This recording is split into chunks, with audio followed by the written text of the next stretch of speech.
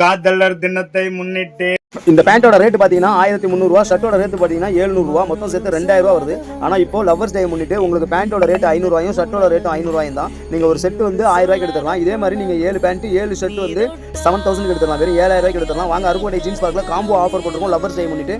வாங்க காதலர் தினத்தை முன்னிட்டு உங்களுக்கு பிடிச்ச ட்ரெஸ் நீங்க எடுத்து கொடுங்க. 7 பேண்ட் எந்த ரேட்ல வேணாலும் எடுத்துங்க. 1300, 1000, 800, 900 எந்த ரேட்ல வேணாலும் 7 பேண்ட் எடுத்துங்க.